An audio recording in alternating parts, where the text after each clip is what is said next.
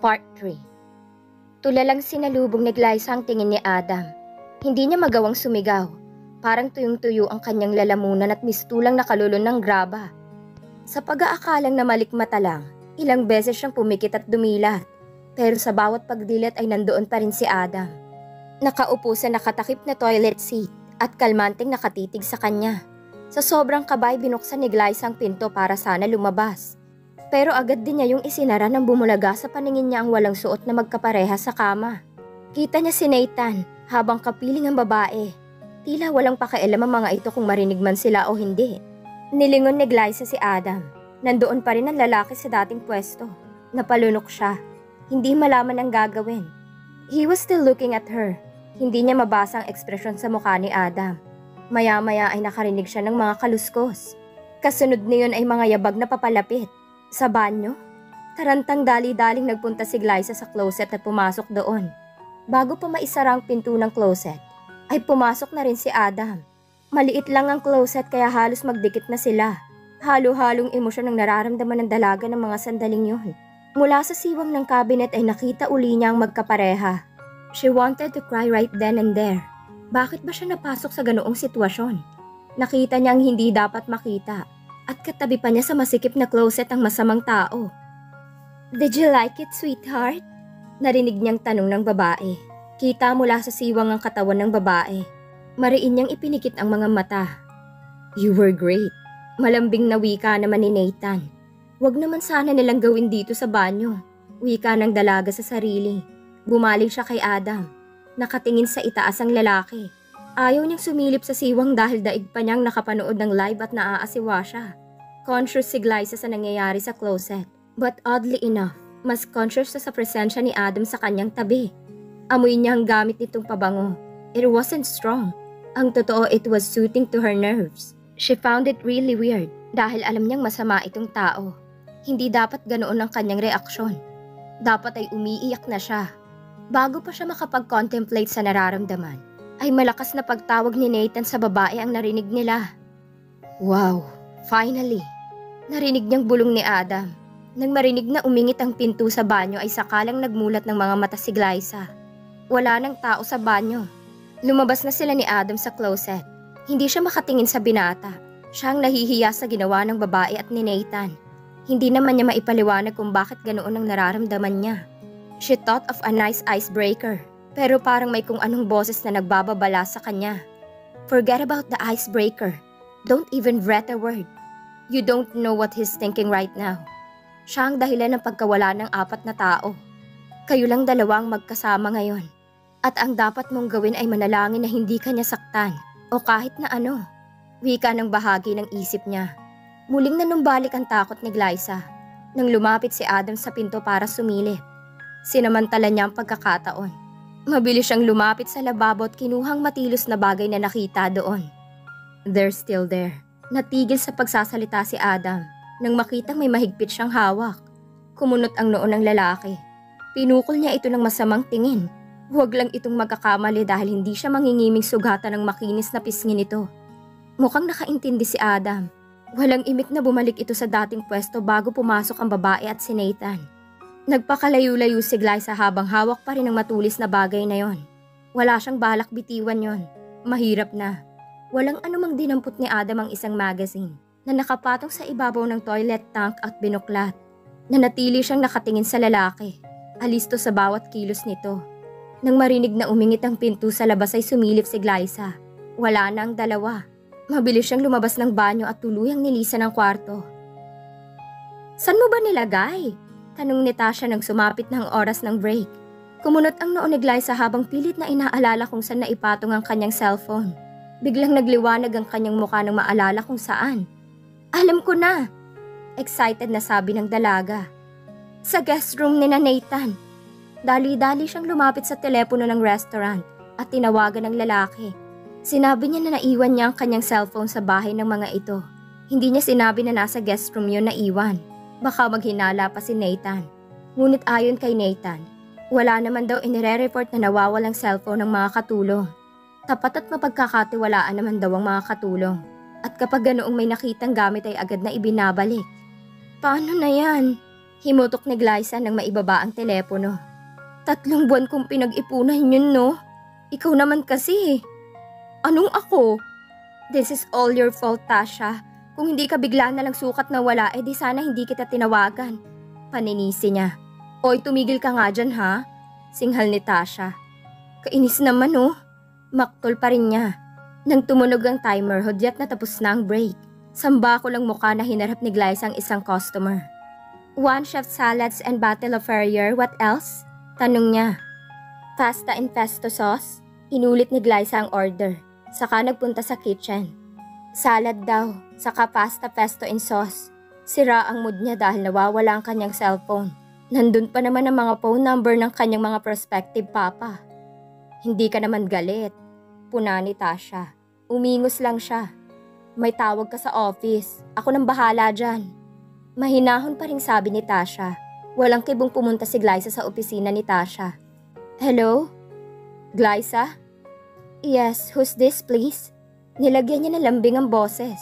Tunog prospective papa ang boses ng lalaki sa kabilang linya. This is Adam Mondragon. I have your cellphone. You left it inside the room. Muntik na niyang mabitiwan ng receiver sa pagkagulat. Adam? Yes, ako nga. Kunin mo na lang dito sa bahay. Sure. Okay. Yun lang at nawala na sa linya si Adam. Nanlalatang napaupo sa visitor's chair sa harap ng mesa si Glyza. Pinagpapawisan siya ng malapot. Papasok siya sa loob ng bahay ni Adam? Makalabas pa kaya siya ng buhay? Pero sayang ang cellphone. Hindi naman siguro niya ako sasaktan. Sabi niya sa sarili. Bahala na nga. Nanlalamig ang mga kamay na pinindot ni Glyza ang doorbell sa mansyon ni Adam. Hindi niya sinabi kay Tasha na ang lalaki ang nakakuha ng kanyang cellphone. Hindi na niya sinabi ang totoong nangyari sa party ni Nathan.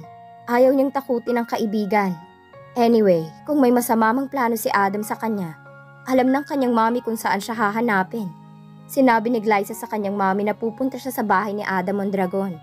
Isinulat pa niya sa papel ang buong pangalan at address ni Adam para sa kaligtasan niya kung sakali. Hindi naman siya nangangamba na makita ni Tasha mula sa bahay nito. Dahil alam niyang nasa restaurant ang kaibigan ng araw na yon. Hindi sila sabay ng rest day ng linggong yon. Hindi naman nagtagal at bumukas ang gate. Nahulaan ni Glyza na ang butler na si Mang Henry ang nagbukas. Base na rin sa description ni Tasha. Good afternoon. Ako po si Glyza.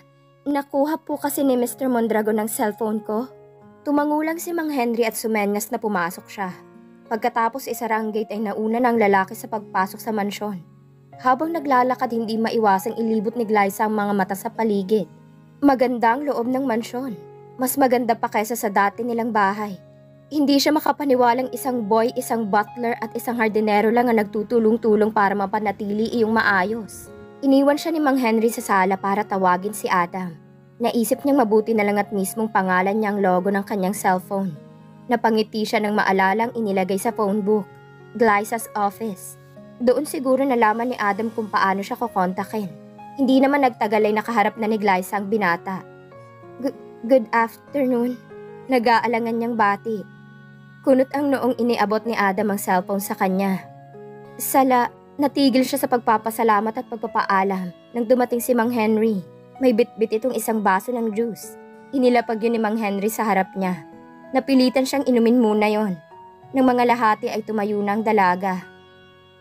I really need to get going, Mr. Mondragon. Thank you so much. Kandabulol na paalam niya. Bahagya lang tumango si Adam. Sige, salamat uli. Tumayo siya at tinungo ang pinto. Pagbukas na yun ay sinalubong siya ng malakas na buhos ng ulan. Naihilamos niya ang kamay sa muka. You can stay until the rain stops. Napalingon si Glyza kay Adam. Alanganin siyang ngumiti. Gusto na niyang umalis ng lugar na yon. Hindi siya komportable pero wala naman siyang magawa. Dahil bigla na lang bumuhos ang ulan. Naturally, wala siyang dalang payong. She decided to stay. Kapag ganoong biglang buhos ang ulan ay alam na niyang bigla rin iyong titigil. Maano bang 15 minutes na pagtigil sa lugar na yon? Wala naman siyang nagawang kasalanan kay Adam para saktan ng lalaki. Hindi naman siya hadlang sa kayamanan nito. Isa pa chismis lang naman ang sinabi sa kanya ni Tasha. Malay ba niya kung totoo nga yun? Aniya sa sarili. Thanks. Nakangiti niyang sabi. Muli ay bahagya lang tumango si Adam. Bumalik sa sofa si Glyza. Si Adam naman ay nanatili sa one-seater doon. They were 3 feet apart. Hindi na nagsalita uli ang binata kaya hindi na rin siya umimik. Napakatahimik ng buong kabahayan. Ang tanging maririnig ay ang malakas na buhos ng ulan sa labas. Natetensyon siya na hindi niya maunawaan. Bigla ay gusto niyang pagsisihan kung bakit pumayag pa siyang magpatila ng ulan bago umalis. Nang lingunin ni Glyza si Adam ay nahuli niya itong nakatingin sa kanya. Walang mababakas na anumang ekspresyon sa mukha ng lalaki. Binawi niya ang tingin at pinagala ang mga mata sa kabuuan ng malawak na sala. Bigla ang pagpasok ng kung ano-anong pangitain sa kanyang isip. Bigla siyang natakot. Baka doon sa mismong sala nangyari ang lahat noon. Sa isip ay nakita ni Glyza na patakbo-takbo sa salang iyon ng 2 babae habang hinahabol ng matulis na bagay ni Adam.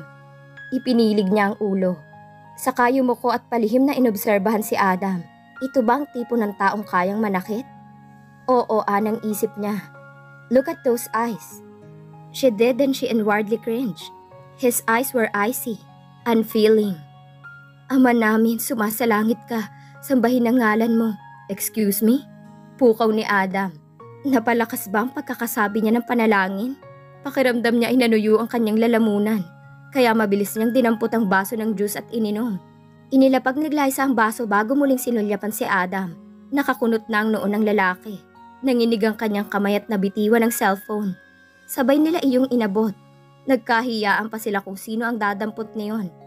Mas malapit ang cellphone sa kamay ni Adam. Pero nag-alangan itong damputin niyon at ganoon din siya.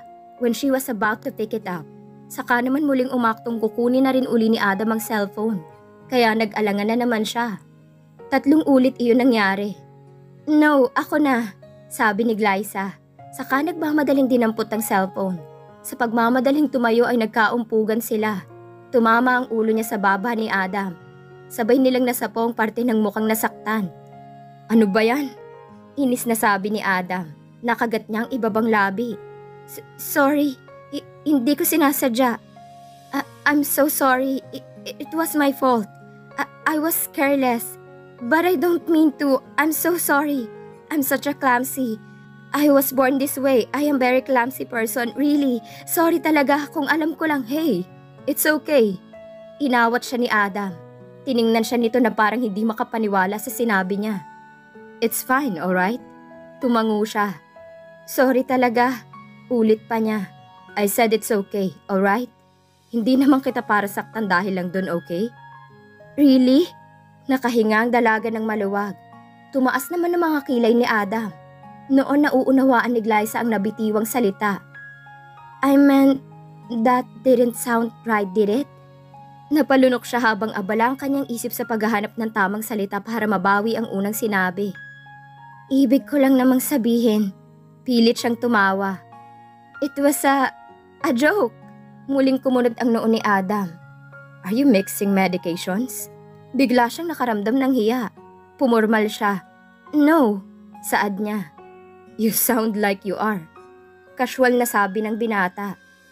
I know, pag-amin niya. Magkahalong hiya at takot ang nararamdaman. Hindi niya malaman kung aling damdamin ang unang bibigyan ng atensyon. I better get going. Sabi na lang niya. Are you sure? Tanong ng lalaki. Yes. Do you have an umbrella? No, but Wait here. Tumayo si Adam at nang bumalik ay may dala na itong payong. Here. Salamat. Isasauli ko rin to. It's yours. Sa kauna-unahang pagkakataon ay nakita ni Glyza na ngumiti si Adam ng tipid na tipid. She was stunned. Hindi niya maipaliwanag pero ang tipid nitong ngiti ay nagdulot ng malaking transformation sa mukha ng lalaki. It was amazing how a small smile made him look so much younger. It didn't reach his eyes though. But it was more than enough for her to begin doubting what Tasha's told her about him. Bigla ay hindi niya makita kay Adam ang pagiging masamang tao na inilarawan ng kaibigan. Sigurado ka bang kaya mong umuwing mag-isa? Tanong pa ng binata. Ha? Sabi ko kaya mo ba talagang umuwi na? Ha? Lumuwang ang pagkakangiti ng binata hanggang sa bigla na lang tumawa. You can laugh. Bulalas ni Glyza. Tuluyan na nakalimutan ng takot. Of course, I can laugh. Anong akala mo sa akin? Usisa nito. She burst into laughter. Ang gaga ko para maniwala sa chismis na nasagap ng kaibigan kong yun. Sa isip-isip niya, imposibleng masamang tao si Adam. Malakas ang instinct niyang hindi nito kayang gawin ang bagay na yon. His eyes were cold, yes. Pero sa pagtawa ng lalaki ay nabura ang lamig na yon. Sadya lang siguro itong tahimik. After all, hindi naman sila lubusang magkakilala. Alangan namang tsikahin na kaagad siya ng lalaki. I'm so sorry for the way I acted. Natatawa pa rin sabi ni Glyza. God, that was embarrassing. Anyway, I better get going. Isasauli ko na lang tong payong sa susunod. Tumayo na ang dalaga. Ganoon din ang ginawa ni Adam. Inihatid pa siya ng lalaki hanggang sa gate at pinag-abang pa ng taxi. Napailing-iling naman si Glyza nang maalalang mga imaheng naglaro sa kanyang isip. Mali ka, Glyza. Wika ng bahagi ng isip niya. Come again? Ha? Wala. Natatawa lang ako sa ginawa ko. Hindi naman nag-usisa pa si Adam. Tipid lang itong ngumiti. Siya namang pagdaan ng isang taxi. Pinara iyon ng binata. Pinagbuksan pa siya ng pinto. Paano? Salamat ha? Sabi ni Glyza nang makasakay. Ito na yung payong. Keep it. Umuulan pa. Alright, saka ko na to isasauli. Salamat uli. Tumangulang si Adam. Nang makalayo na ang taxi ay impeach siyang tumili. I think I found him. Nababaliw ka na ba, Glyza? Singhal ni Tasha sa kanya. Pulang-pulang buong mukha ng kaibigan. Mukhang iiyak na. I told you, hindi siya masamang tao. Giit pa ni Glyza. Ikwinento niya kay Tasha ang lahat-lahat. He is. He's not. Wala namang proof eh. Gawa-gawa lang yun ng mga inggitera at chismosa sa subdivision nyo. Hinawakan ni Tasha ang magkabilhan niyang balikat at inalog siya ng ilang beses. Please naman, Glyza, listen to me. Huwag ka na magpunta uli doon, Diyos ko naman. Please, Tasha, listen to me. Aniya habang inaalis ang kamay ng kaibigan. Hindi nga siya masamang tao. Hindi. Paano mo naman sabing hindi? Dahil nararamdaman ko, he is a nice person. I know he is. Nice person? Gaano ka ba katagal sa loob ng bahay niya? Less than an hour. See? Less than an hour. Paano mo masasabing mabuti siyang tao kung wala ka pang isang oras sa loob ng bahay niya? Ikaw, paano mo naman nasiguro na masama siyang tao? Have you ever even talked to him? Have you ever been inside his house? Balik tanong ni Glyza. No, but... See? So don't worry yourself over something that you are not even sure of, alright? Trust me. Baka naman mas gusto mo na talagang mawala eh. Ayaw pa rin sumukong saad ni Tasha. Hindi ako mangmang, okay? Yes, you are. Nadala ka lang sa malaki niyang bahay. Hey! Awat naman ni Glyza. Ewan kung bakit bigla siyang nasaktan sa sinabi ni Tasha. Dati naman ay hindi. Isasauli ko lang yung payong, okay? It's not like I'm gonna ask him to marry me or something. Sasama ako. Sige. Hindi, sa labas lang ako, babantayan kita. Agad na nagbago ang isip ni Tasha. Natawa naman si Glyza. Akala ko ba concerned ka sa akin? Tumango ang kaibigan. Eh bakit ngayon ayaw mo pumasok sa loob? Malay mo, yung boy na niyang pinakahihintay mong papa. Pasaway ka talaga, Glyza. Natawa naman ang dalaga. Magbago na rin kaya ang paniniwala ni Tasha kapag nakilala na nito ng personal si Adam? At dito na po nagtatapos ang kabanata ng ating kwento. Please like, share, subscribe para lagi kayong updated sa mga parating ko pang uploads. Maraming salamat po.